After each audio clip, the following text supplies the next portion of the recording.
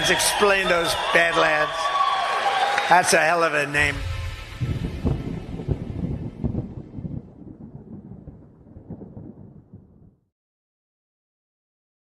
Ladies and gentlemen, please remain standing for our national anthem.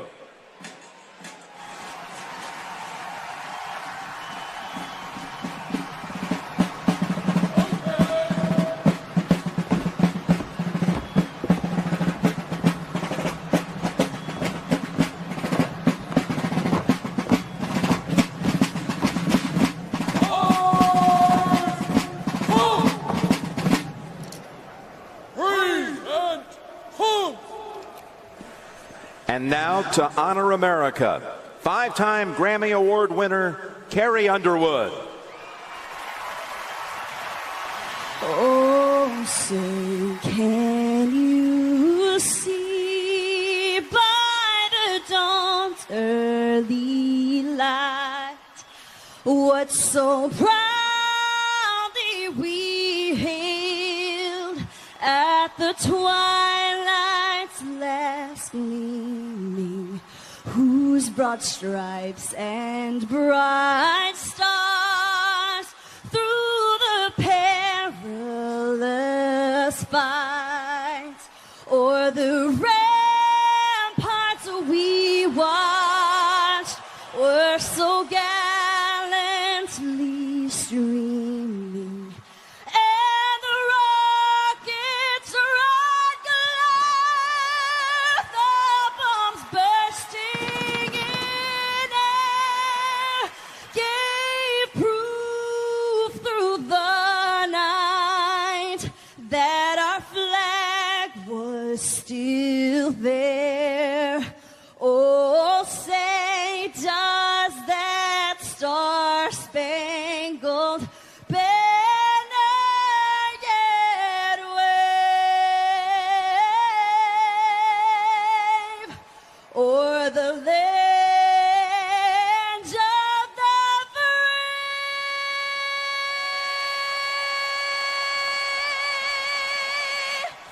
and the home of the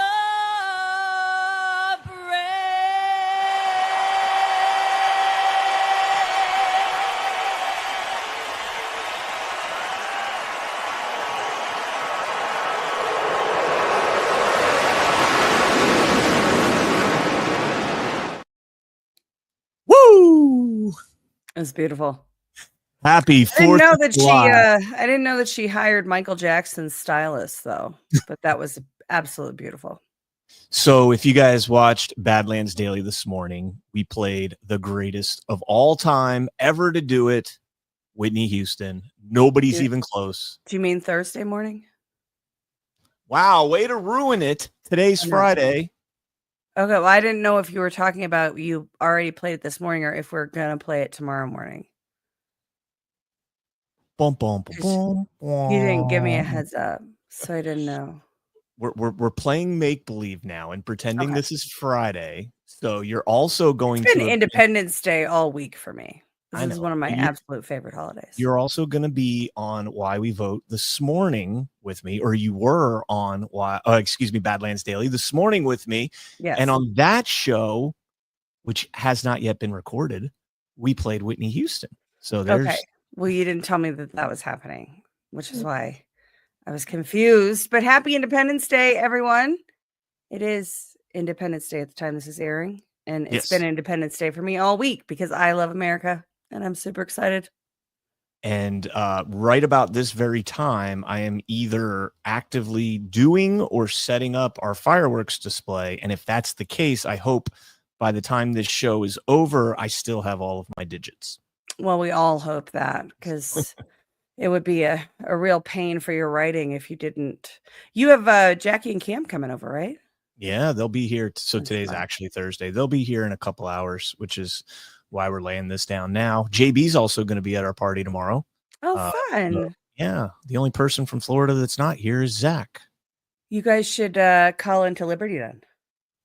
Oh, we might actually do that. Depends on what time everything's over. Usually after fireworks, it kind of settles. But because it's a Friday night, who Yeah. knows how long they will. You could just wait. set up a camera and a couple mics outside wherever you are and just be a part of Liberty Den from your party. Yeah, more like we'll bring my phone and we'll just like call in and drop in for a minute and be like, "Hi guys, okay, bye guys." Yeah. Who knows how much Modelo and stuff. There's going to be 5 Badlanders there, and so you should be able to do more than a quick hi and bye. All right, we'll see. So welcome to the show, ladies and gentlemen. It's going to be a laid back show. Ash and I have been talking forever about getting caught up on the election news that's been out there, because we've had just, last week, Garland, the week before that. What did we do the week before that? The week before that, I think you were at a hockey game or something, and I had Holly on with me. Yeah. That's what it is. Sorry. Oh, it's the Father's Day. That's what it was. It was that week. It was that weekend. Yeah. I had Holly on. And then the weekend before that, I mean, we talked about the Lindell trial like 2 weeks in a row. So it's been a while since we've just hunkered down and looked at the election news. So we're going to do that. We should probably talk about our cool sponsors first. Yeah.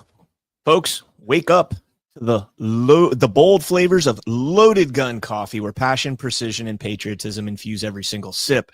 As a veteran-owned business, we ensure each cup is steeped in pride and unwavering commitment. Their roasters handpick the finest coffee beans from around the world and have mastered unique brewing methods. Their skilled farmers cultivate the coffee to embody the essence of duty and honor in every meticulously crafted blend. But it's more than just coffee. It's a family enduring commitment to freedom, with military veterans tracing their legacy back to the Civil War, including Purple Heart recipients. Loaded Gun Coffee is a brewed testament of pride and honor. Dedicated to preserving the integrity and strength of our beloved nation, they proudly stand as fierce advocates for a secure border and a strong America, and they stay loaded. Stay loaded, Badlanders, with Loaded Gun Coffee. Visit badlandsmedia.tv/loaded and enter promo code Badlands for 10% off your purchase. That's badlandsmedia.tv/loaded. Promo code Badlands. And be sure to check them out this 4th of July and support your veteran-owned, American-owned businesses. Heck yeah. They got cool hats too. Rocking the cap. All right. And then let's have Ash talk to you about another one of our great patriotic sponsors, Your Patriot Store.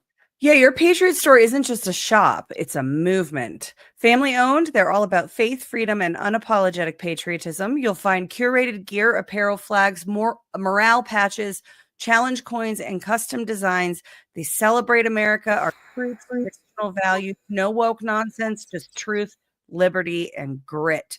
Your Patriot Store supports veterans, first responders, and small American businesses while outfitting the silent majority with gear that speaks loud. Fast shipping, honest service, and no gimmicks. Just real gear for real patriots. Visit Your Patriot Store at badlandsmedia.tv/patriot store for 20% off your entire order. No code required. badlandsmedia.tv/patriot store. All right. Here. And let's also talk about, might as well do all the business up front. Let's talk about next month, South Dakota. Be there or be online. It'll be recorded. I love that line from Jordan. It is the best. Here we go. Coming August 14th to 17th, Badlands Media returns to Deadwood, South Dakota for the 9th stop of the Great American Restoration Tour. Come for family, friends, fun, and a f***ing good time. Hear truth bombs that hit harder than B2s on an Iran nuke site from Burning Bright, Chris Paul, CanCon, Red Pill 78, Brad Nabby, Ash, Ghost, Jordan Sather, John Harold, whoever that is, and more. Plus, Alpha might make you a sandwich. Deadwood is a gorgeous town in the middle of the Black Hills of South Dakota. If you've never been, you need to see it. Plus, you might be lucky enough to witness some terrible karaoke from your favorite Badlanders. Go to badlandsmedia.tv/events for weekend or one-day tickets. And if you can't make it in person, virtual tickets are available too. Watch from the comfort of your couch with tons of behind-the-scenes content and get access to an exclusive GART chat. That's badlandsmedia.tv/events. Be there or be there online. It'll be recorded. He's such a dork. He is such a dork. Love that kid. Or that guy. Kid. I say kid like he's younger than me, so he's a kid. By what? All like right. A couple months? What's that? How much younger is he than you? He's like in his early 30s, isn't he? I have no idea how old Jordan is. He's way younger than me. That's for sure. That's for sure. 100%. There's no way that if he's older than me, I need his healthcare regimen. Yeah. Well, he sells it, so I know. I've got it right here. Methylene blue, conscious he's strength. got the fountain of youth over there. He's really 65 years old. All right, so let's jump into, wow, this is how far back we are going with our stories, Ash. This is how long it's been. We're going back to June 5th, a month ago. From Just the News, DOJ moves to pull federal election funding from Wisconsin for failing to comply with integrity laws. In addition to this, we don't have this story up, but just to mention it, did you see that this Wisconsin Supreme Court declined to redraw the districts out there? Yeah. Well, remember the Supreme Court election that took place, right? Elections have consequences, even fake ones, especially fake ones, I think. Yeah, but that was the whole point of that election, was if she won, they were going to redraw these lines, and she won, and they didn't redraw the lines. I was very surprised. What was her name? Like Sobajewski or something like that? I don't remember. I don't remember what her name was. It wasn't worth remembering. But, we had Peter Berniger on to talk about her campaign raising millions. It was like $30 million or something like that was raised in that campaign. Yeah, it's wild how much money is in politics. It should make everybody angry. Everybody should be unhappy about the amount of money that is spent on television ads and messaging and consultants and a lot of skimming, I would theorize. But it's and then it's all to tell us who's going to tax us and how they're going to spend that money to make things better. And it's like, well, hang on a second, there's got to be a better way. Or we're talking about, like, didn't they say Kamala raised almost $1 billion? Over $1 billion. Over $1 billion. That's going to basically prop up. Yeah, it's a marketing campaign. It's like a whole industry that doesn't need to exist. This dark money campaign infrastructure situation. I was listening to Bernie Sanders on Joe Rogan's show, and I had a lot of driving, and there was a lot of stuff. I can't do Bernie. I can't listen to him. Here's the thing is he was talking about elections and money in elections, and I found some common ground with him. And he says that Citizens needs to be overturned. Citizens United needs to be overturned. Yeah. And I agree with him 100%. We've been talking about that for years. It's weird we can't find common ground on that.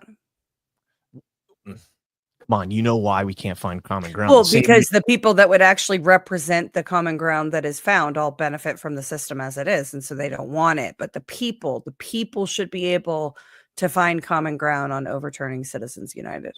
Agreed, 100%. And I don't know, I honestly would like to maybe poll people, like man on the street type interviews for that, and just be like, hey guys at Rasmussen, yeah. They have, yeah.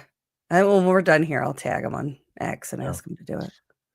All right. So getting into this article here, DOJ moves to pull federal election funding. Trump Justice Department moved to punish Wisconsin for failing to comply with the voting integrity laws, taking the first step to withhold federal funds. Assistant Attorney General for Civil Rights, Harmeet Dillon, notified the Wisconsin Election Commission that it was not in compliance with the HAVA, HAVA Act, specifically for failing to set up a system to field and resolve voter complaints about election integrity. What a letdown that is. Quite surprisingly, we have learned that the Wisconsin Elections Commission has refused to provide any administrative complaint process or hearing regarding HAVA complaints against the commission. Rather, Wisconsin decided to rely on the 2022 state court case, opining that the commission cannot police itself. These very actions by the commission have left complainants alleging HAVA violations by the commission without any recourse. With no opportunity or means to appeal, complainants are left stranded with their grievances. DOJ told state election regulators they must come into immediate compliance and that the agency was taking the first steps to pull future federal election assistance funds. Now, the last thing it says, we are hereby notifying the US EAC of Wisconsin's failure to follow federal election laws. Your actions justify a bar against the Wisconsin Elections Commission from receiving any future funding. Okay. So this is a good thing and it's a bad thing. Well, it's not a bad thing. It's a lackluster thing. I can right? make an argument that it's a bad thing. Well, okay. But I know you can too. But the good thing is that we are seeing that they're actually going to go after these these state entities for not aligning with HAVA. Now, we could talk about whether or not HAVA has any actual teeth to it.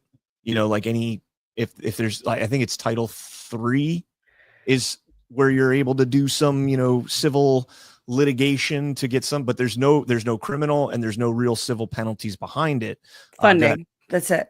It's funding is the enforcement mechanism that HAVA has. And HAVA, 2002 legislation, Help America Vote Act, born allegedly in the wake of the 2000 Bush v. Gore election with the hanging chads. We have to solve this problem of these mechanical voting machines that left hanging chads. Now, there's a whole conspiracy theory about the paper that was used in that election and that it was intended to bring about exactly this outcome.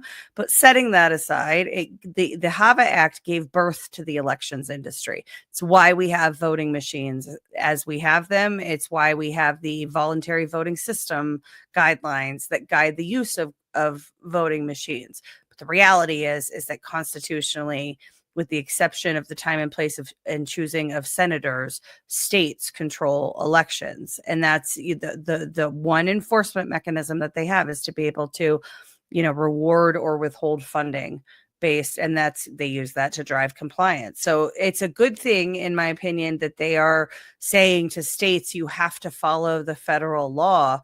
But also there's an argument to be made that the federal law can't trump state law in this respect. Now, that's you have to get into all of what's happened with the voting laws since and even before in terms of what federal authorities really exist over elections. I personally think we're talking about overturning Citizens United. That's something that has to happen in the courts. Could also happen through legislation. You could make it unlawful, but we also have to overhaul HAVA.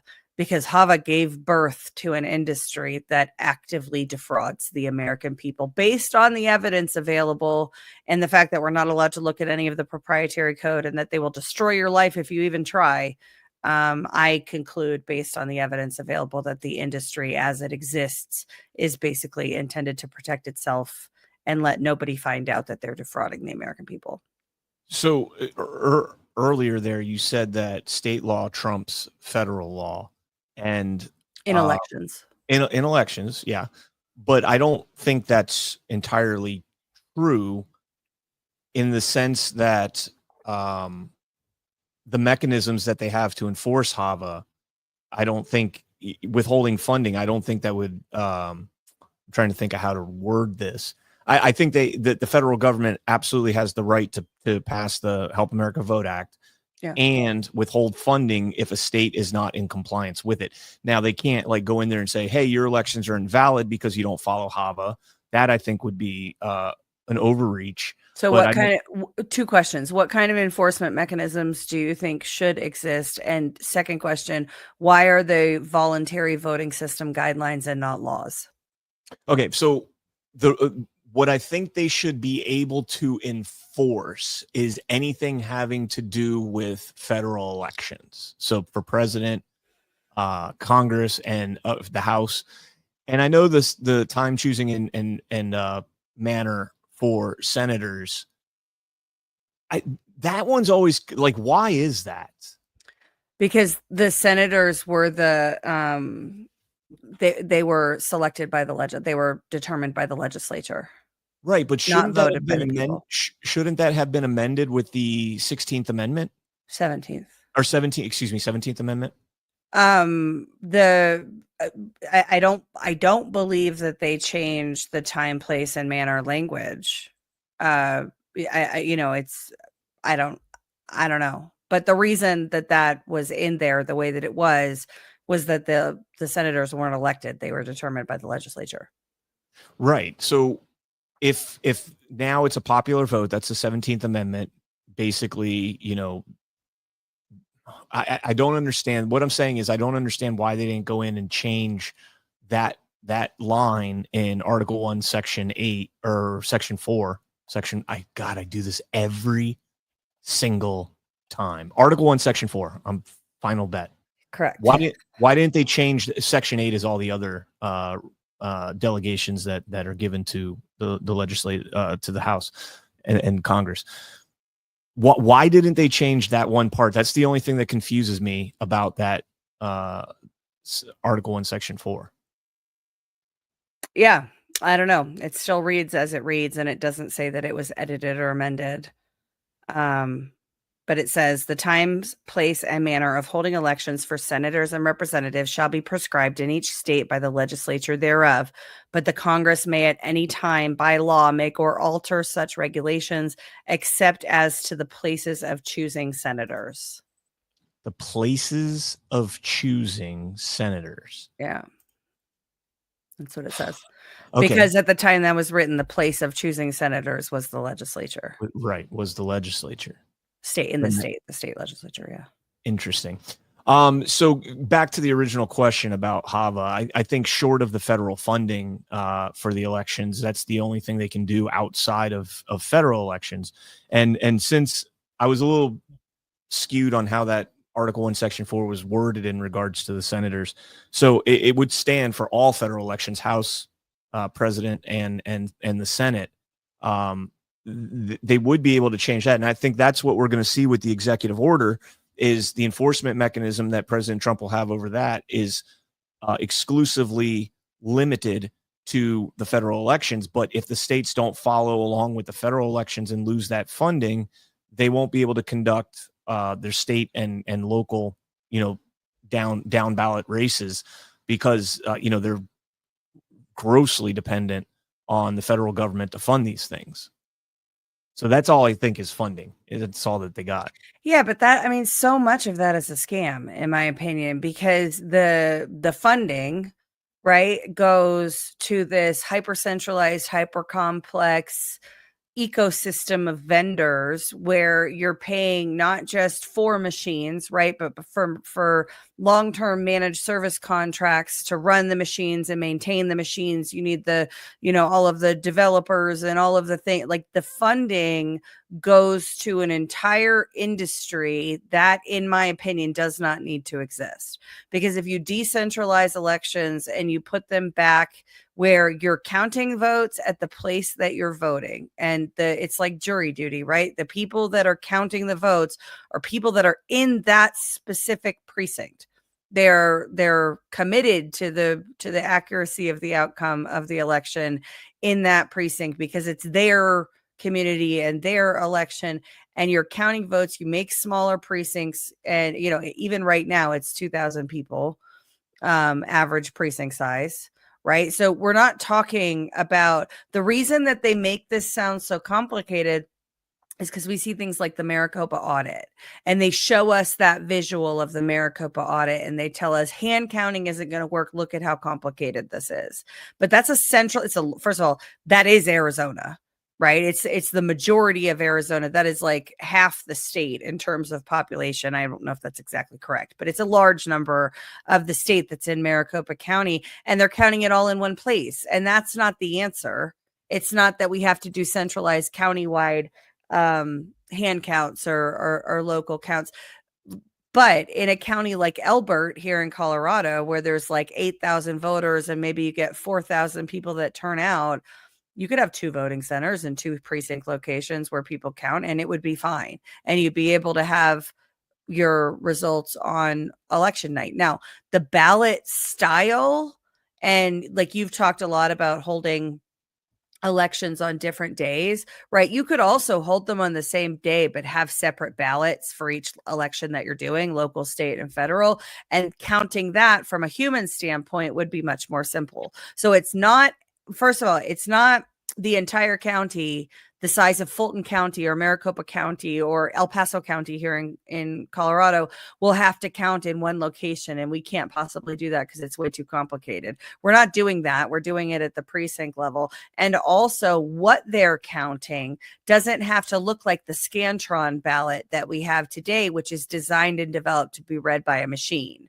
You could design ballots that are to be read by humans that will make it so that you can make that process more efficient. And if you're talking about, counting 2,000 votes with a group of, jurors, election judges, whatever we end up calling them, that are in that community, there's no reason you can't have election results for all of the races on election night. The reality is they don't want us to do that because it's much harder for them to be able to centrally control the election and the outcome of it.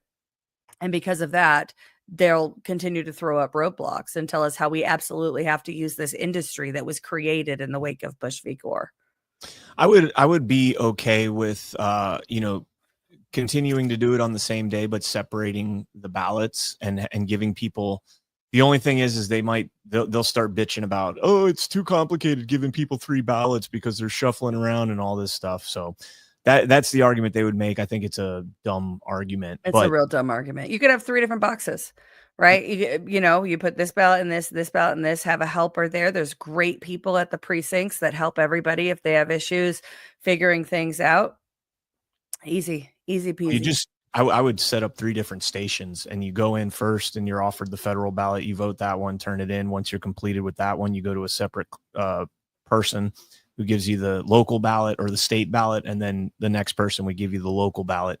And that way all 3 are kept in different locations, but different. They can't commingle or intermingle.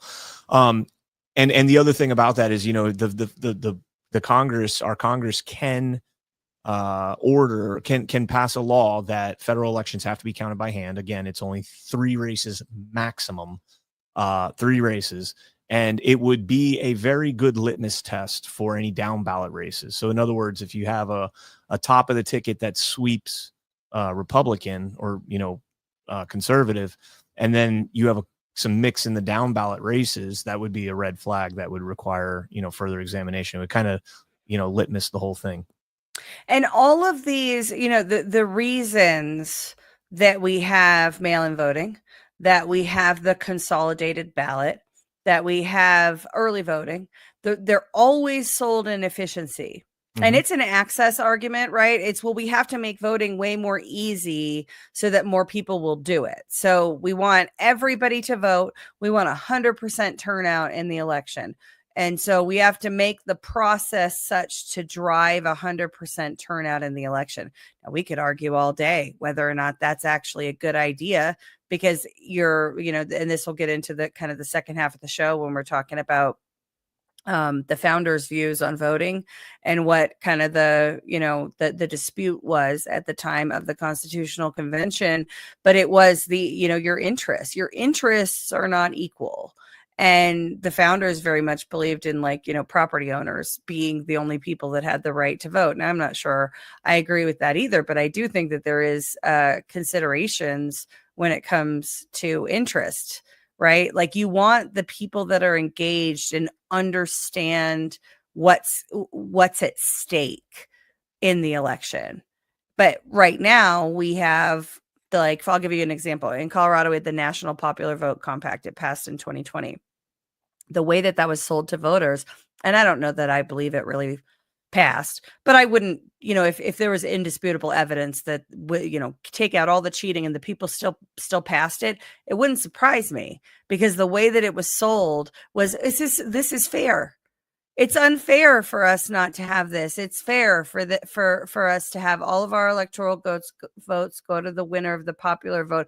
We have to do the fair thing because that makes us good people. And that was enough for most people.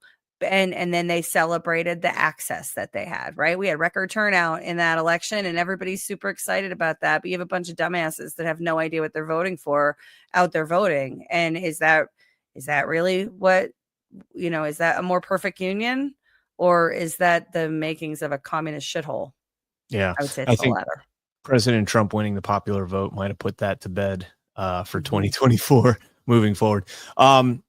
All right. So I want to real quick to what we were talking about earlier, the hand counts. Just a quick update. I wrote an article, I think last week, about Searcy County and Arkansas. We had Colonel Conrad Reynolds and Will Huff on a month ago or so to talk about Arkansas and how they're taking this executive order from President Trump very serious. And we can see through FOIA emails that there's concern about where they're going to get funding if they don't, comply with it. Searcy County, Arkansas, which is the only county, another one's going to be doing it, but the only one to do a hand count, hand marked paper ballot, hand counted. They just had their entire election board suspended for 18 years because during their count, they were off by 11 votes in a primary. The first one they ever did it, they were off by 11 votes. And in the general, for the hand count, they took an improper donation of AV equipment, audiovisual equipment, to live stream, not live stream, but to put up on monitors in the building the counts. So Colonel Reynolds' group, he didn't donate. He charged them $100 to lease the equipment for a day. Now, this is a small county, 2,000 people or 2,000 votes, I think, something like that. And they had the camera, they had the TVs, they linked them all together so that people could watch it, charged them $100 just to lease the equipment. They didn't run it, I don't believe. And they said that that's an inadequate amount. They should have paid more. And so they suspended them for 18 years. Who suspended them?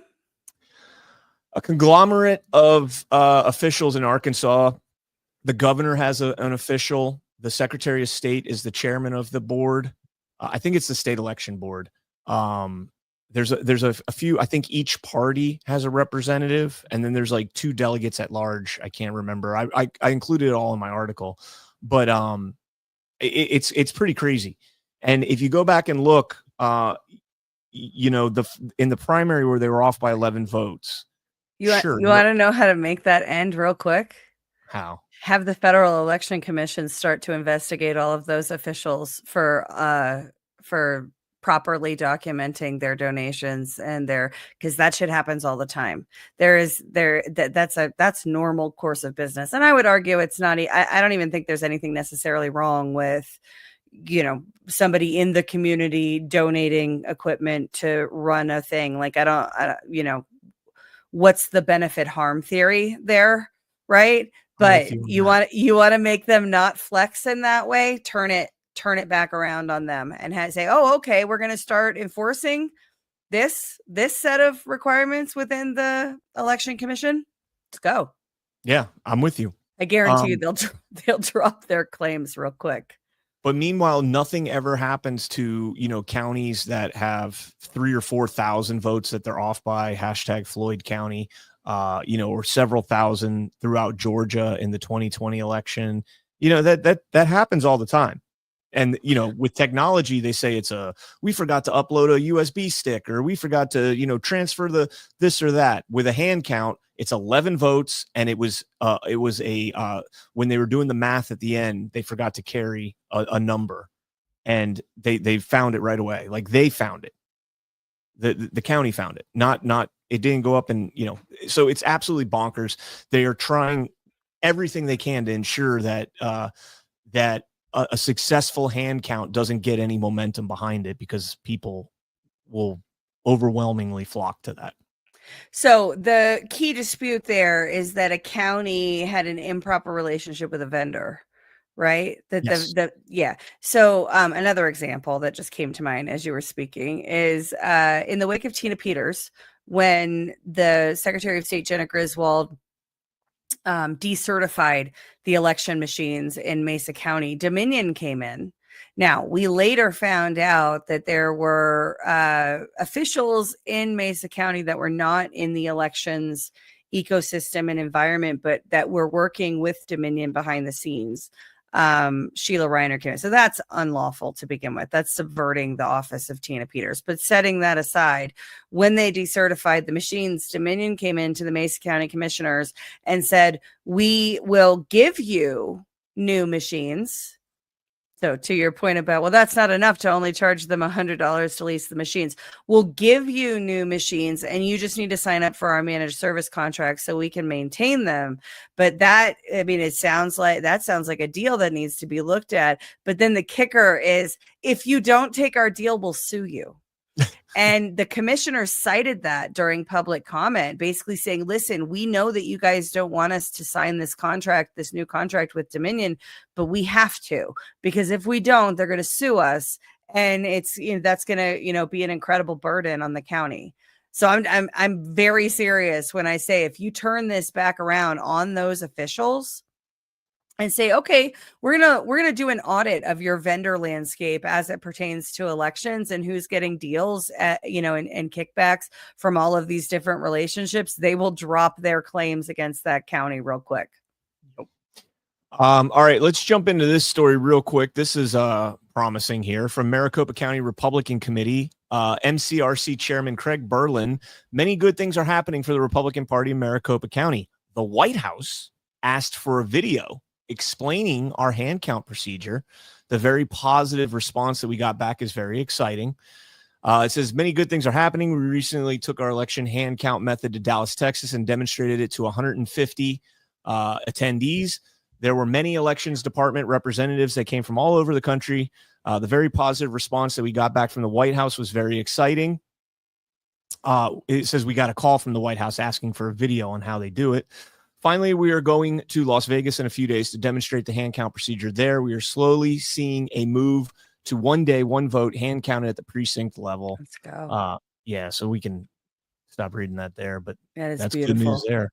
Hell that's yeah, what it we is.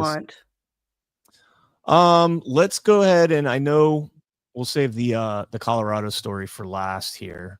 Let's go ahead and bring up this story. This is Representative Stanton. Greg, I think is his name. I'm not sure. Going after Kari Lake. Are you finally ready to admit you lost the 2022 Arizona election? It saddens No, me eat a dick. you are from Arizona and you're okay with That's the a way yes or no question, It Ms. saddens Lake. me that you are from I Arizona. guess the answer is no. Reclaiming my time. The gentleman will suspend, will stop the clock. For all present, members are reminded to avoid engaging in personality toward the president and other members.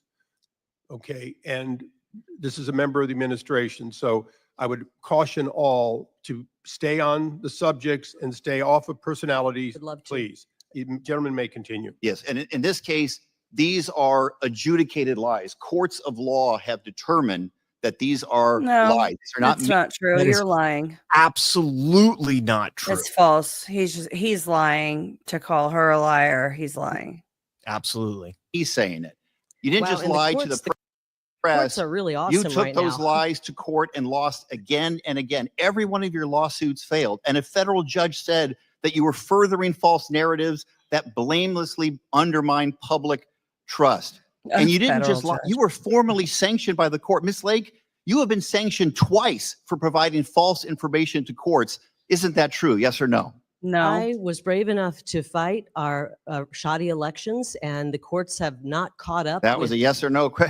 I guess the answer is no. Let me reclaim my time. You have been sanctioned by both the false United information? States District Court and the Arizona Supreme Court for, quote, making false factual statements to the court. And you were sued for defamation by a Republican election official, Stephen Richer. He and his family were subjected to harassment and even death threats because of those lies. You told your supporters, Richer and fellow Republican County Supervisor Bill Gates, that they, quote, sabotaged Election Day.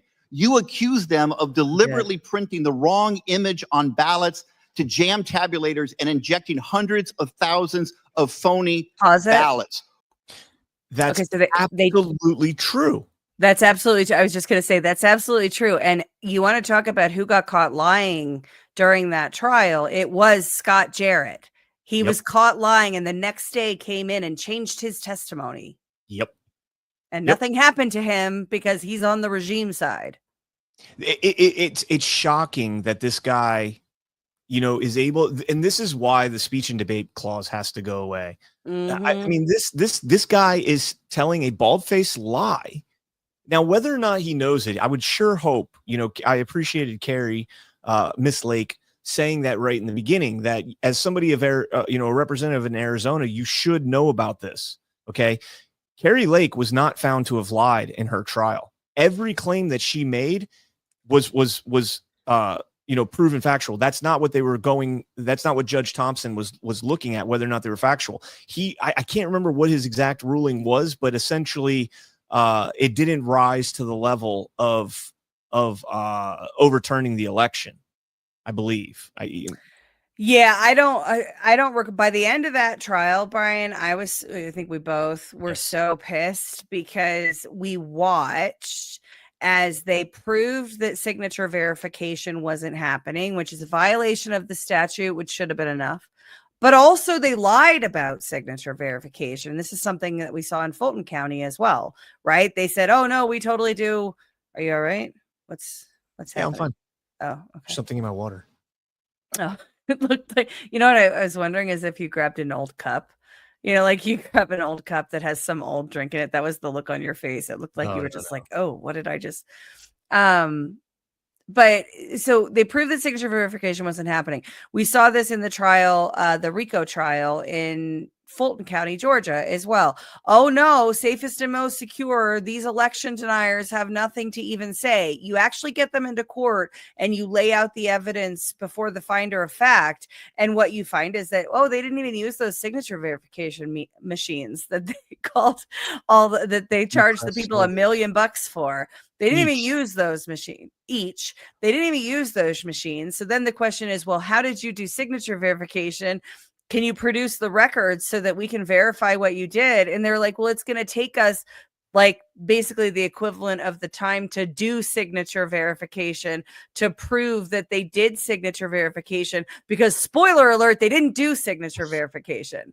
They didn't do it. And we saw this in the Maricopa County video. We saw election workers doing signature verification like this, and it didn't matter because they sold us mail-in ballots on signature verification being a firm control over, we know that this vote is from this person because there's a signature on it and there's chain of custody through the post office, and we can totally trust that this vote is coming from this person, but nobody's verifying those signatures. So how can we trust it? Well, you can't, but shut up. You cast your ballot and your rights end there. So the ballot being printed on the wrong, the wrong image being printed on the wrong size ballot, if you want to get into semantics, I mean, technically it's the same image, it's just a different size. So if you want to argue semantics there, you can, but that's something, Clay found when in discovery in that case. One of the other things about that case is they were only able to litigate 3 out of the 10 claims that they had going into it. And they weren't the strongest 3. The ballot image one was definitely strong after, they got the discovery and got to find out the size difference. But let's play the rest of this. He makes 2 more points and then we'll talk about it a little bit more. What a joke. And here's the thing, Miss Lake, when it came down to it, you chickened out. Let me back up. You were deliberately printing the wrong image on ballots to jam tabulators and injecting hundreds of thousands of phony ballots. What a joke. Okay. So the injecting ballots is referring to the chain of custody that was non-existent for I think it was like 35 or 40,000 ballots from the U.S. Post Office to run back 35,000. That was there's no chain of custody on those ballots, and if there's no chain of custody, you have to assume that they're injected. You cannot assume. You cannot look at something with good faith. Okay, when you're dealing with elections. Especially when the chain of custody is breached at a facility that stores all the ballots and prints all the ballots. And so they have the means and capabilities of injecting ballots. Not saying they did, but they have the means and the capability. So if that chain of custody is missing, from the post office to run back to the MetTech, you have to assume that. And anywhere else you would. If we were investigating counterfeit money, right? And you had this kind of, can't money's probably not a good idea because they're all serialized and ballots aren't, but something, any other audit capability, if there is a requirement for chain of custody, a statutory requirement for chain of custody, and it's broken, you assume that's a breach. That's taken as a breach. But in elections, you can't take it as a breach. And that's the substance of their sanctions. That's the claim that they're sanctioned for, which is what what you were laying out. But they claim to the court that 35,000 votes were inserted into the count. And the federal court said, and, federal judge, right? Gets her authority from Congress, said they provided no evidence of that claim, but they provided evidence that signature verification didn't happen. They provided evidence that chain of custody was broken. They provided evidence to arrive at that conclusion, but they didn't have like Stephen Richards' sworn declaration saying, yeah, I inserted 35,000 fake ballots. And so there's no evidence because they don't have a confession. Yeah. In a criminal trial, if you're being tried for a crime and the law enforcement agency and the DOJ, the attorney, district attorney, whoever's prosecuting you, if they break that chain of custody, you go free. You go free.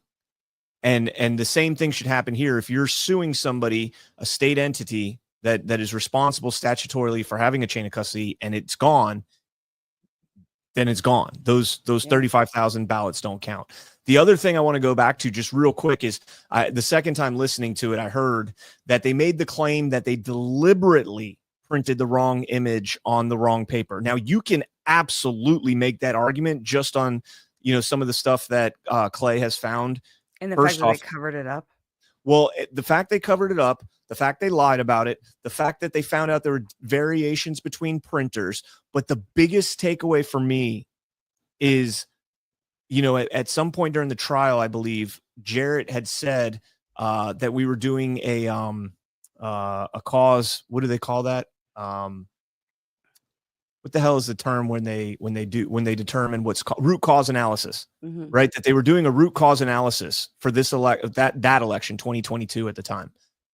But then we got the admission from Scott Jarrett that it happened in the 2022 primaries, and it happened in the 2020 election, and it happened in the 2020 primaries. So you've had 3 elections now that have taken place, and you never did a root cause analysis of why that's happening, and it just continues to happen over and over again. Donald Trump lost Arizona in 2020 by allegedly 12,000 votes. Yeah. If that was happening in 2020 as well, which we know that, there were plenty of reports of it happening, then, we got issues. So, well, yeah. And of course, this was all. So everything Brian is saying about Jarrett's testimony changing and, what I said about him being, this all happened in a court of law while they were under oath before a finder of fact in a state court, but before the finder of fact. And they've just, this guy, Stanton, right? Stanton is just like, this has all been proven that you lied and you made it up and that Joe Biden is amazing and everybody loves him and voted for him. And it's like, that's not what happened in that trial. It's not. Do you think he's retarded or is he knowingly and willfully lying? He might not know. I don't think it's. He seems like he could be, legitimately retarded. So maybe. Okay, so let's jump into this next clip here. This is the second clip from this guy, Colonel Conrad Reynolds, the gentleman we were talking about earlier from Arkansas, posted this up. Now, I saw the original on this. It's about 18 minutes long, about a year ago, and I didn't give it much attention because we get all sorts of stories like this. But when Colonel Conrad Reynolds shared it and called the man his friend, I took a little bit of interest in it. This is a former CIA officer and station chief, so he's a spook. Okay, keep that in mind. But at the same time, he would likely have firsthand knowledge of some of the claims that he's making here. So let's go ahead and we'll play this. I sped it up to 1 1/4 just because I don't want to run out of time. It's 4 minutes long.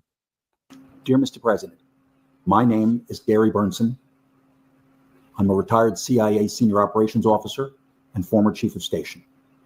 I've had the privilege of leading a dedicated team of whistleblowers who have uncovered critical information about the 2020 election fraud. which we've shared with the Department of Justice and the Office of the Director of National Intelligence. Additionally, I provided the first reports on the dangerous Tren de la Agua gang to U.S. law enforcement and have contributed to some of the largest money laundering investigations ever submitted to the U.S. government. A key component of proof of the 2020 election theft is about to be squandered. I'm reaching out because we need your leadership to address an urgent matter to protect our nation's security. The DOJ is about to lose critical testimony from a witness willing to cooperate in investigations of election fraud, espionage, and Tren de la Agua. Instead of seeking this testimony and a trove of supporting documents, the DOJ is putting this witness on trial next week on a decade-old drug trafficking charge. In 2021, General Hugo Carvajal, the former head of Venezuela's military intelligence under Hugo Chavez, was arrested in Spain. He was extradited to the U.S. in July 2023. Carvajal has been in federal custody in New York for 2 years. As Chavez's trusted confidant, Carvajal has unparalleled knowledge of Venezuela's primary role in U.S. and global election fraud, the creation and spread of Tren de la Agua into the U.S. and beyond, and intelligence operations involving Cuban, Russian, Chinese, and Iranian intelligence services against our country. Carvajal's firsthand testimony is key to prosecuting the conspirators involved in stealing the 2020 election. Carvajal also knows which U.S. citizens have been compromised by the Venezuelan regime. That knowledge alone puts him in danger, even inside the United States. Although he is no angel, his cooperation will start a cascade of other witnesses willing to cooperate as the international conspiracy finally falls apart. His knowledge of the networks of espionage agents for America's enemies is key to preventing more damage from espionage and sabotage. Here's the immediate concern. The DOJ's Southern District of New York and Principal Associate Attorney General Emile Beauvais plan to focus solely on prosecuting Carvajal for a 2011 drug trafficking charge. They see him as a common drug trafficking suspect and are ignoring his knowledge of the 2020 election fraud and of hostile intelligence activities against the United States. There are indications that the Venezuelan regime currently is assisting Iranian intelligence agents preparing to strike inside the U.S. imminently. Carvajal's knowledge of the people and methods used are still relevant and may be critical to preventing attacks. Once convicted of drug trafficking in next week's trial, Carvajal will have little or no reason to share his direct and extensive knowledge of how the election manipulation conspiracy works or about Tren de la Agua and espionage, issues far more critical to our national security. The drug trafficking trial is set to begin in about a week, so I respectfully ask for your intervention to force SDNY to seek to delay the trial long enough to explore the value of this critical witness. Moreover, to protect him from potential threats by the Venezuelan regime or the cartels, I suggest the Attorney General consider transferring Carvajal to a secure military facility such as Marine Corps Base Quantico, where he can be debriefed safely. Your leadership could make all the difference in safeguarding our nation and uncovering the truth. Thank you for considering this request. May God continue to bless and protect you, Mr. President. Okay, so Carvajal actually pled guilty Yeah, I was last week. just looking at that. He pled guilty last week, so I don't know if this is off the table or not. But the first thing that popped into my mind, because this does sound pretty out there compared to not compared to anything, but it feels like we're going back to the 2020 playbook, right? And none of that's ever been adjudicated. None of the claims from Sidney Powell, Sidney Powell claimed that they had a Venezuelan whistleblower that was in the Venezuelan military and has firsthand knowledge of this. And I'm wondering perhaps if that was this Carvajal guy, or if there's still others that are willing to. Why would he plead? Now, right before trial, right before the trial is about to start, he pleads guilty. That's a great question. I don't know, to be honest with you. Maybe made a deal. Well, that's what I was thinking is, you can plea and still get a pardon. You can still, Yeah, it just says the sentencing guidelines are that he should spend 50 years in prison, but it doesn't say anything about what he got for pleading, that as far as I can tell. So maybe he made a deal. Well, and so the thing is I mean, we can actually trace the lineage of Dominion back to Venezuela through Sequoia, through Smartmatic, and through the Chavez government that, you know, propped up some NGOs to develop Smartmatic, paid them good amounts of money. And so there's a lot of interesting things about this case. Mujica, who is the co-founder of Smartmatic, just 6 years ago in 2017, had to publicly state that his system was used to change millions of votes in Venezuelan elections. Like, he admitted this in a press conference. Yeah. And so, you know, granted, the guy's a spook, you know, CIA station chief, seems to have a pretty good career. You know, Alf and I were talking on Daily on Thursday morning about, you know, whether or not there's, you know, two CIAs running right now, a shadow CIA and the CIA as we know it, and implying that the shadow CIA would be the white hats that are kind of trying to keep everything in line and make sure that it gets cleaned up. Maybe that's a case of this. I don't know. So I'm giggling because I remember I was having a discussion with my aunt who, you know, is early 70s and in California. So, you know, aware of communism because it's all around her. And she was asking a question. I forget specifically what it was about, something to do with President Trump. And I was like, I just exasperated, Michelle, it's the CIA. And her response was, but Trump got elected. Like the CIA should be working for Trump now. And it occurred to me that people, like, we're talking about clandestine networks. So even if you, within the intelligence community, and it's Five Eyes plus Mossad plus other intelligence sharing agreements with other nations, say in the Middle East and Africa and whatnot. So you're talking about from a U.S. policy standpoint, very complicated networks of agreements, but they were all clandestine and totally classified, right?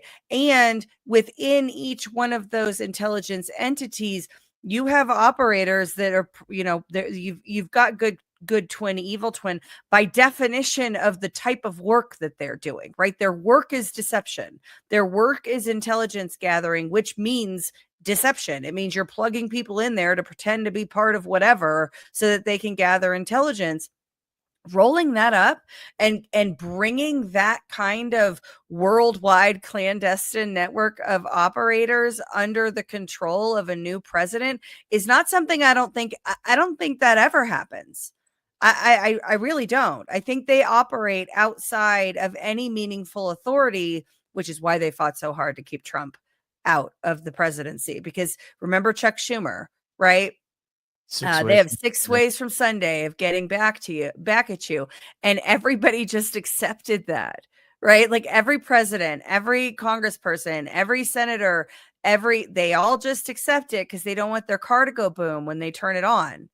But that's the reality of the intelligence community and what we've been dealing with. So you telling me that this guy signs a plea? He's arrested, sitting in a Spanish prison, extradited here 4 years ago, awaiting his trial, gets his day in court, and right before trial, he makes a deal? That's weird to me. And it's also about 3 days after that message went out. Yeah, exactly.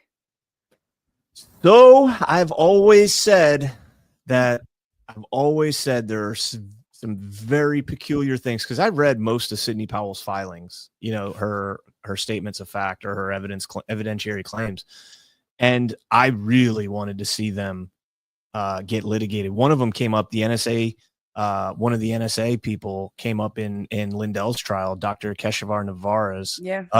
Keshavar Nia. I'm pretty sure I spelled that wrong in the thread. Kesh, I think I even put like spelling. I don't know. Keshavrania is how you spell it. Nia, the last word. You should have been with me. I have a photographic memory of some of that stuff, and that's one of those things I've always wanted to hear what that guy had to say, and we never got around to it. So if Coomer versus Byrne actually happens in Tampa, we're gonna have team freaking coverage on that thing. Yeah. Yes. All right. That's a big one. I think that's the big Coomer case. That's everybody will say, "Oh, it's Trump for president." I think the bigger case is Byrne. Although you want me to throw a wet blanket on all that? It's what you do. So go ahead. When I covered Jeremy Brown's trial in the Middle District Court in Tampa, federal court, they didn't let me have any cell phones or anything. Yeah. Well, that's okay. We can do. You couldn't. There's no devices whatsoever. You have a notepad, right? Notepad, yes. Yeah. Yes. Okay. No So we'll have phones. to do that. We'll have to do that. We'll have to do. It'll be much harder. We're gonna need a lot of support from the audience to be able to make that a reality. Yeah. All right. Here we go. Let's get into the story that I know Ash is dying to talk about. It's a little bit older of a story as well. From NPR, Trump's DOJ makes it its most sweeping demand for election data yet. This is a really long article, so I've got just some of the bullet points. Do you want me to read through these first? Sure. Okay. The U.S. DOJ is demanding an unprecedented amount of data from at least one state. The DOJ is reviewing the case targeting the president's political allies and caters to his desire to exert more power over state voting processes. I love how fucking biased NPR is in their reporting. On May 12th, the Justice Department asked Colorado Secretary of State to turn over, quote unquote, all records relating to 2024 federal elections, as well as preserve any records that may remain from the 2020 election. A sprawling request several voting experts and officials told NPR was highly unusual and concerning, giving President Trump's false claims about elections. Again, what is wrong with their reporting? Why is that unusual and concerning that somebody who doesn't believe our elections are safe and secure wants to review the data? Because they're regime propagandists and they're terrified about what a review of the data is going to show. Exactly. Quote, what they're going to do with all this data, I don't know, said Jenna Griswold, but I'm sure they will use it to push their ridiculous disinformation and lies to the American public. She's definitely terrified about what they're going to find when they do the data review. Hell yeah, she is. If Colorado were to produce all records from the 2024 general and primary elections, they would fill Mile High Stadium, said David Becker. A favorite of our show. Yeah. It would be an enormous amount of information, and it's very unlikely the DOJ would ever know what to do with all of that. It appears more like a fishing expedition, says David Becker, bringing back the fishing expedition line from the Antrim County case where they use that to describe that's a little bit of hopium from him. I think he's hoping that it's a fishing expedition and that they don't know exactly what they're looking for in those records, which I believe they know exactly what they're looking for. Then they had to go out and get a friendly statement from a nearby Secretary of State. Maggie Oliver from Secretary of State for New Mexico said, "I've never heard of anything like that. To my knowledge, this is the first of its kind of request." Do they talk to any Republican officials? No, it's NPR, dude. It's shocking. As part of her defense, she accused the Secretary of State, talking about Tina Peters, as part of her defense, she accused the Secretary of State of ordering an illegal deletion of records, though that accusation has never been found credible. Yeah, here's another famous name. The first thing that came to mind, especially when some of the cases where she said she was just backing up election records and saying that these records should have been retained, said Matt Crane. "I think it's in part connected to Tina." He added that he disagreed with Peters' actions and arguments and is not aware of wrongdoing by Griswold's office on record preservation. Also, we haven't looked. Also, the trusted bill deleted the record preservation. Right. But what they say, their argument is we back up the records beforehand, before the trusted build, and everything that is required to be preserved under the statute is backed up. Now, I don't believe that's true because they're required to back up system logs according to the statutes, and they don't. They wipe them. But that is the argument that they make, is that the trusted build didn't delete anything it's not supposed to delete. Also, we didn't look. So the article goes on. It's a very, very long article. So I mean, I don't even think it actually goes over like what specific data. The level of panic makes the word count go up. Well, it does say, it says a request to, quote, send us everything. The DOJ's voting section has accused states, including North Carolina, Arizona, and Oregon, of inadequately verifying voters' identities or not doing enough to maintain accurate voter rolls. The DOJ's record request to Colorado, however, so far stands out in its breadth. The letter says, quote, we recently received a complaint alleging non-compliance by your office with election administration duties outlined by the NVRA of 93 and request, quote unquote, all records to evaluate that complaint. Love it. Yeah, we'll see. I Love mean, to see it.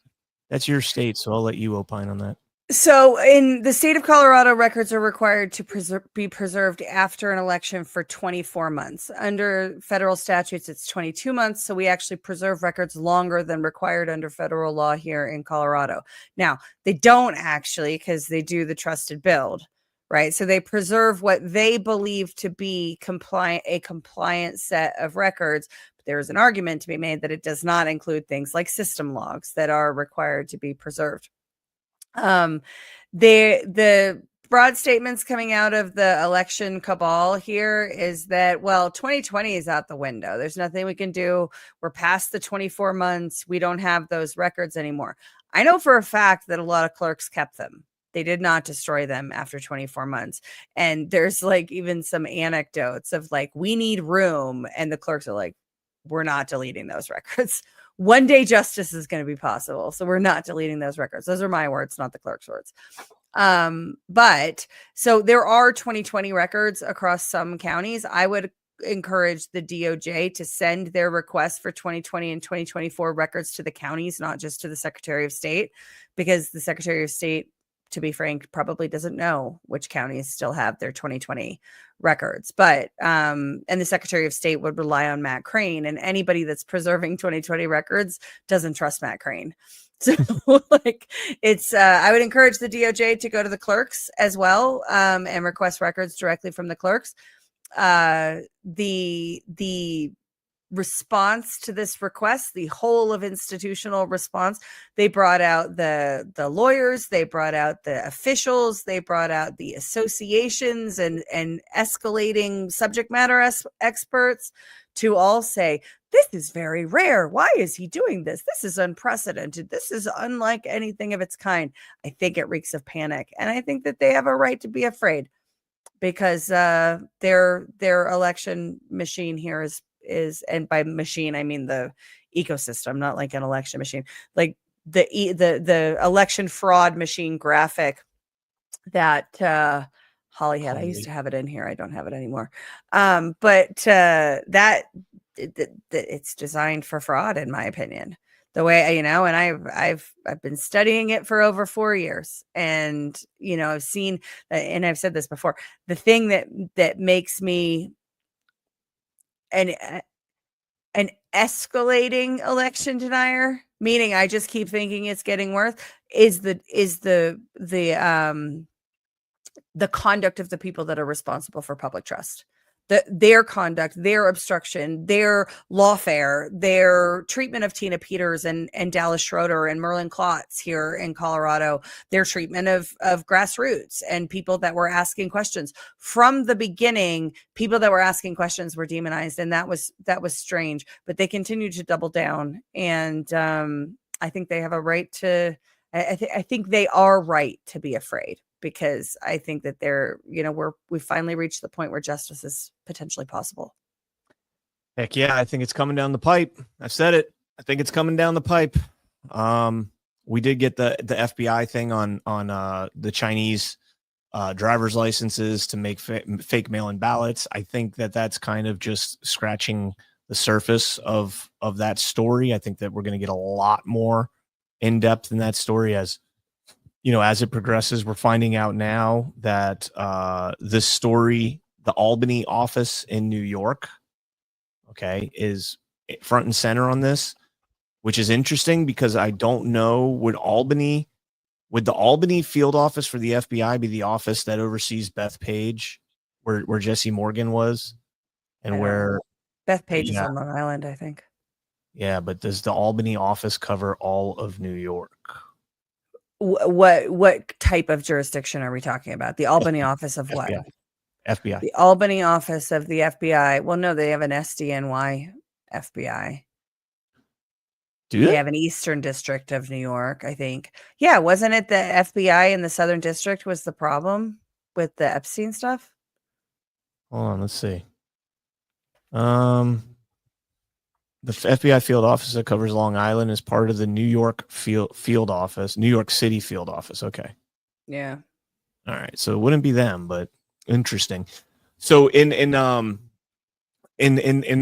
newest release from Chuck Grassley, we find out that the FBI was keeping, told them to pull this report while they re-interview the confidential human source, and they forced them to pull it. And which then is bullshit. Yeah, right? we all know that's bullshit, right? So they go back and they re-interview him, and we find out now that after they re-interviewed him, they found him to be credible. They found him, that everything was on the up and up with him, and that this shouldn't. Where do you see that? Oh, you didn't see that report that just I don't came think out? so. Oh man, let me see. Yeah, no, that's new information for me. That what happened after they pulled the report to re-interview the sources, new information for me. I haven't seen it. Let me see. Grassley releases, and the report just. You probably said this at the top, but just for the audience sake, what we're talking about is the intelligence assessment about Chinese intelligence interference, not influence, interference in the U.S. elections. And we're told that they pulled it to re-interview the source. That was the last I knew. Okay, it says the FBI's stated reason for doing so, for pulling the report, was the reporting will contradict. Oh no, it says they suppressed the intelligence. It says it would contradict Director Wray's testimony. An FBI Albany intelligence analyst summarized the concerning series of events that led to the suppression, saying, quote, "I found this troubling because it implied to me that one of the reasons we aren't putting this out is for a political reason, which goes directly against our organization's mission to remain apolitical and simply state what we know. Likewise, at the field operational level, I do not feel it is our job to assess whether or not our intelligence aligns with the director." A re-interview of the FBI. Can you pause there for a second? Because I just want to put a fine point on how absolutely stunning that is. The reason, so we didn't actually pull it to re-interview the source. We pulled it and suppressed it because it would have meant that Chris Wray was lying under oath when he spoke. So rather than deal with that problem, the problem that the director of the FBI has different information than the field, right, of the FBI, and he's already spoken out and contradicted himself. We're not just talking about any old investigation. We're talking about the election in 2020, and they suppressed the truth about it so that Wray wouldn't be a liar he's still a liar under oath. It's just that people don't know. Hang on. What if Wray didn't know? Well, he was saying the information he was given, and he didn't know it wasn't. Yeah. What if Wray? Because maybe Timmy Tebow was the agent that oversaw election investigations, and he's also the disgraced guy that was walked out of the office but given a pension, still allowed to retire and given a pension. What if Wray never knew this, and they're trying to keep it hidden so that it doesn't come out that Wray lied under oath, and then it comes out that this was hidden from Wray, and it takes down? Because if we're to go by the Q drops, I think they say trust Wray like 3 or 4 times in them. Rays of a light, something like that. No, it says straight up like trust Wray. No, I don't know. I haven't read them, so I don't know. Here, I'll share my screen. I found it right here. It doesn't take long. I mean, it's really easy to find. Yeah, April 10th, trust Sessions, trust Wray, trust Kansas, trust Horowitz, and trust Huber. That's really tough because Kansas is Pompeo, and that's a really tough 2018 will be glorious, was it? Trust Kansas is Pompeo. No, I'm saying 2018 will be glorious. Was 2018 glorious? Oh, I don't know. But there's another. They lost the House. They lost the House in 2018, if I'm not mistaken. And there's another trust Wray. So I mean, I'm not saying one way or the other, but I'm just exercising the idea that perhaps Wray didn't know, and that's why they're, scurrying to cover this up. But reading on, a re-interview Remember, that's why they pulled it for a re-interview. A re-interview of the FBI confidential human source yielded additional context that supported the initial intelligence information report's findings. An FBI Albany official described the confidential human source as quote unquote competent and quote authentic in his or her reporting. The confidential human source described the confidence in his or her subsourcing as a 9 to 10 range, very, very confident. Upon reviewing the IIR, the Intelligent Information Report, an FBI Albany official stated, quote, "We have no reason to recall at this point," end quote. Minutes later, the Albany field office was commanded to recall the IIR at the direct request of officials at FBI headquarters, including Nikki Flores, then Deputy Assistant Director, DAD, of the FBI's Counterintelligence Division. Following the IIR's recall, FBI headquarters informed field offices that, quote, "all reporting concerning the election will now require headquarters coordination," which had not been previously required. On September 24th, 2020, Christopher Wray stated, quote, "Now we have not seen historically any kind of coordinated national voter fraud effort in a major election, whether it is by mail or otherwise."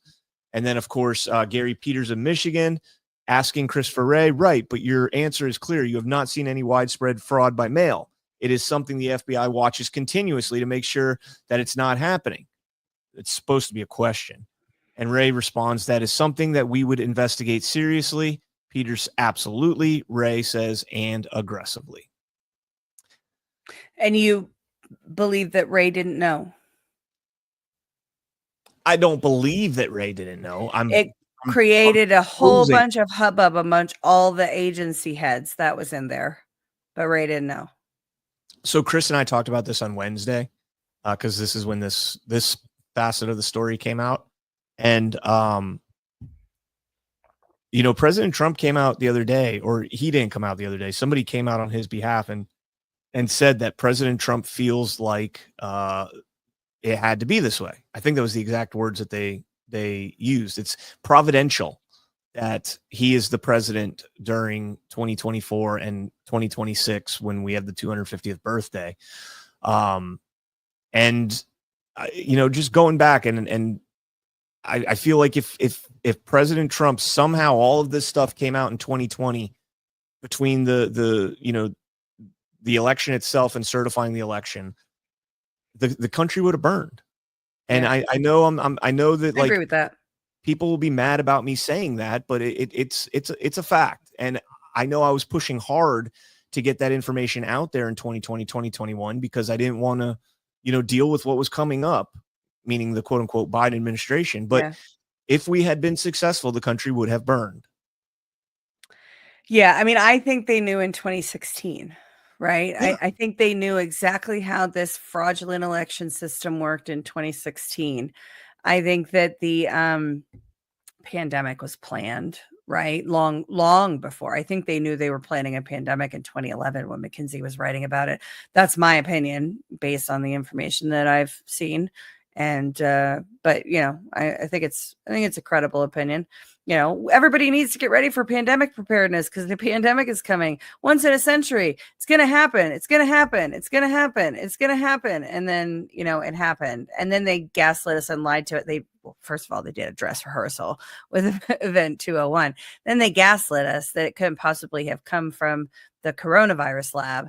It came from the wet market, and that you were censored and demeaned and dehumanized and removed from society if you ask questions about that. The conduct of the officials, whether we're talking COVID, elections, pandemic, all the things, the conduct of the officials is very important. And if you are investigating a fraud system, right? Say you're investigating Enron and Arthur Anderson.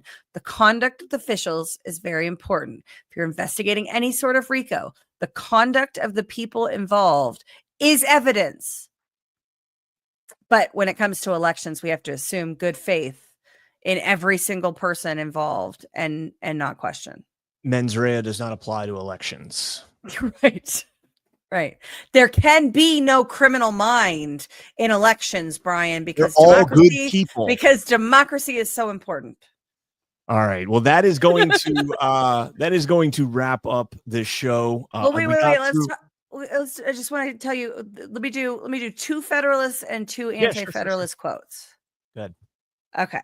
All right. So we've got James Madison, Federalist 10, 1787. The suffrage is to be regulated by the states, and it is not declared that it shall be the same in every state. So this is the biggest issue that the founders, the Federalists and Anti-Federalists were arguing over, as far as I can tell, as it pertained to elections specifically, was who gets to vote. What are the conditions to give you this incredibly awesome power of voting? So that was Madison. Alexander Hamilton, Federalist 60, 1788. The scheme of representation as it stands in the Constitution is, in its full extent, a departure from the rule of equality. But it is justified on the same principle which has prevailed in every political association and which is founded on the indubitable fact that the great body of the people are capable of electing men to represent them. I'd have to unpack that Hamilton quote a little bit. What is for myself. indubitable? What is that word? Indubitably. I know I've heard it used, but I need the actual to understand what Alexander Hamilton is saying. I think it doesn't mean Impossible to doubt. So it is impossible to doubt that the great body of the people are capable of electing men to represent them. I agree with that. And that's why they have to make sure that the great body of men don't actually get to do the election, and they just have a facade of an election. And it's actually the people that are so much more intelligent. Yeah, that's a little interesting coming from Hamilton. Yeah, one more. James Madison again, Federalist 52, 1788. It is essential to liberty that the government in general should have a common interest with the people. So it is particularly essential that the branch of it under consideration should have an immediate dependence on and intimate sympathy with the people. Very nice. I wish we had that today. But that's all right. So that was the Federalists. So I've got 4 Anti-Federalist quotes about voting. And the Anti-Federalists, from what I can tell, were more direct democracy. It was an access arguments. Everybody should be voting. Brutus 1, 1787. When the people once part with power, they can seldom or never resume it again, but by force.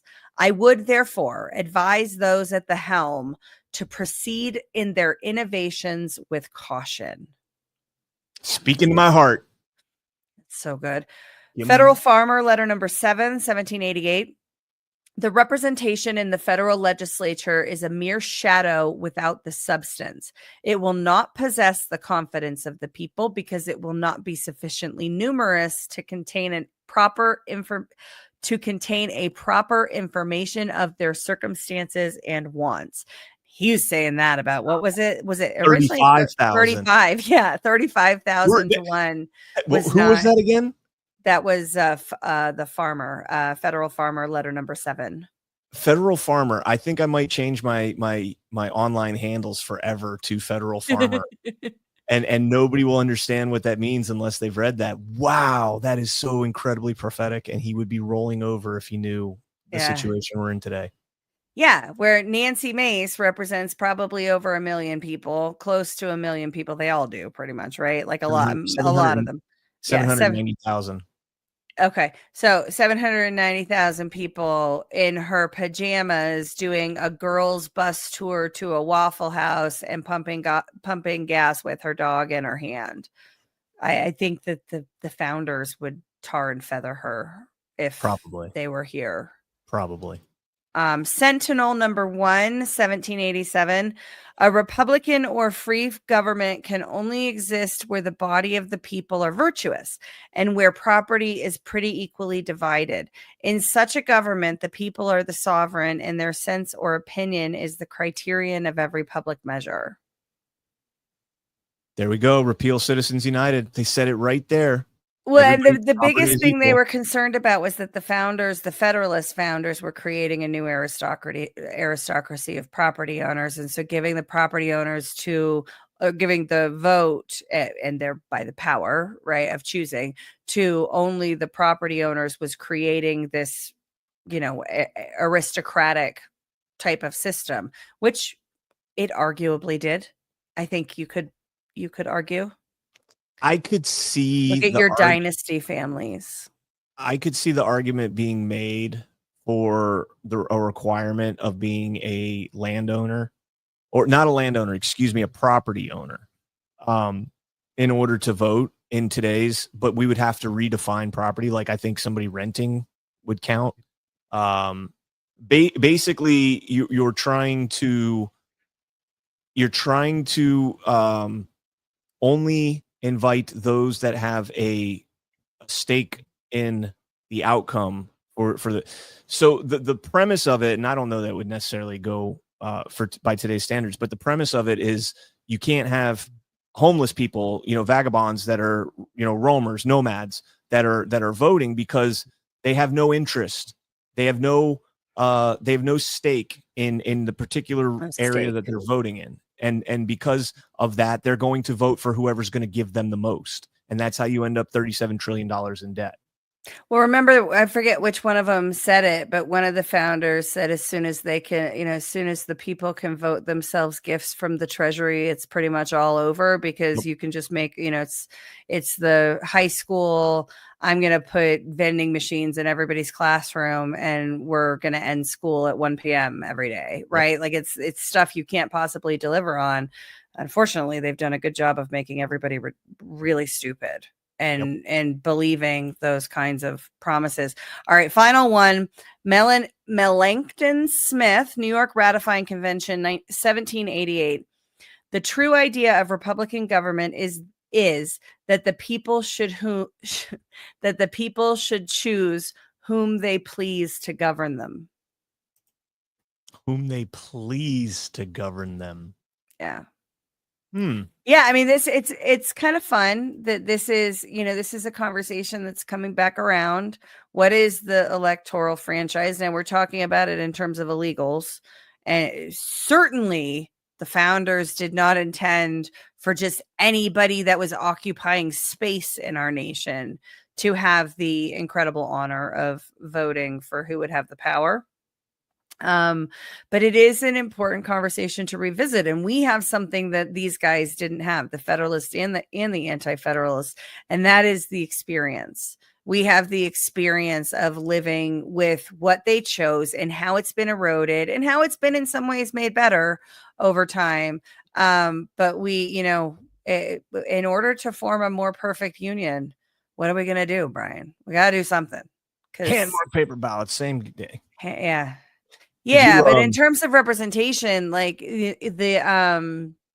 first, we need more. Yes, we need more representation. We need a smaller ratio of constituents to representatives. We need representatives to be doing less. We need the federal government to be doing less. They should not be doing all of the things. And a federal congressperson or senator should never be able to promise you a whole bunch of stuff. Right. Agreed. Because their power is so restricted in an ideal state. Their power is so restricted that they can't do that. Right. It's like, we're going to end school at 1 p.m. every day. Well, you're not the school district candidate for school president. You can't do that. We need to get back to people realizing that. And we need to get back to limiting the government in its ability to do that. And then I think from an electoral college standpoint, I think it needs to be decentralized. So like Nebraska and Maine, where your electoral college of votes are awarded based on it's like congressional district, basically. Interesting. I don't know. I would have to. Nebraska and Maine do this today. Well, yeah, they have the two at-large districts.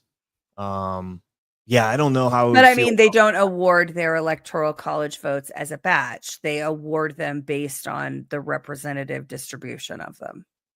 Yeah, but there's only one So 4 of them, I think, is it Nebraska that's 4 votes? I think it's more. I think it's a more representative vote. That's why it's only one vote, though. It's only one electoral vote in each Maine. But in Colorado, it would be or in Florida, it would be 29. In Colorado, it would be 8. Yeah, Or well, it's actually it would be 11. It's the congressional districts plus the 2 senators for each state, right? That's how many electoral college votes you get. Hold on, I think it's yeah, you get yeah, so it would be 10 senators in Colorado. So let me see. Nebraska is 2 electoral. So right now, people in New York, even if they live upstate in the reddest parts of New York, their electoral votes never go. Those people's electoral votes never go to their candidate for president. If it was awarded in a more representative way, and I know Nebraska and Maine have only 2 and 3, I think, electoral votes. But if it was awarded in larger states in a more representative way, I see what you're saying. It would be a more representative outcome. I see what you're saying. I don't know. Now you're limiting state power in that. You are affecting the voice of the states.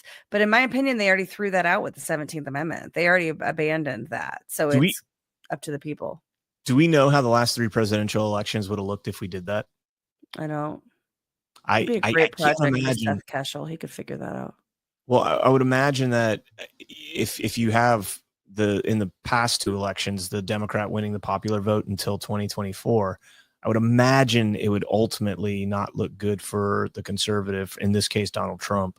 So I don't know how I would feel about that, but I think you would have more. So people in red states don't like this, but I think you would have more representation go to Republicans because large electoral college states like, Illinois, California, New York, they right now are wholly blue, right? There's never any division, but there's large swaths of those states that aren't blue at all. Well, I think about this. We have control over, Republicans. I don't think the inverse of that is true. I don't think you have large swaths of red states that are actually blue. You have city centers, Right. And that's what point I was going to make is if you look at the state legislatures, it's like 30 of them are conservative compared to 20 Democrats. So that would suggest that if you did divide the electoral college, as you're implying, or suggesting, it would favor Republicans. Yeah. If you have more state legislatures. So well, and that's not my intention. I'm not a Republican. I'm not trying to favor Republicans. I want a more representative outcome.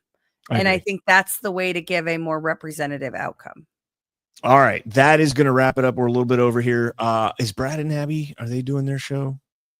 I don't know. Or no, they're not after us anyways tonight. It's Spellbreakers that's on after us. I don't know if he's doing a show or not. And I also don't know if we're doing Liberty Dam because at the time that we're recording this, it hasn't been decided. But I think we're going to try at least a short one, at least everybody popping in saying happy 4th of July and whatnot. I think we're going to try. So stay tuned. As mentioned, I will have 5 Badlanders, including myself, with me. So we will try and jump on. Again, I'm praying. I don't know why I've got like really bad feelings this year for some reason.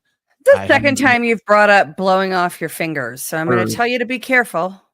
Yeah. You need to be careful. Especially if you're drinking alcohol while lighting off fireworks. Don't be stupid. Don't be Florida man today, Brian. I use the long lighters if that means anything. Like I have like a long lighter that's like don't ever do a relight. Never do a relight. Never. Yeah. Never. This isn't my first rodeo. It's just for some reason I'm nervous about this one. So we'll see. Is it because you don't want to blow your finger off in front of Cam?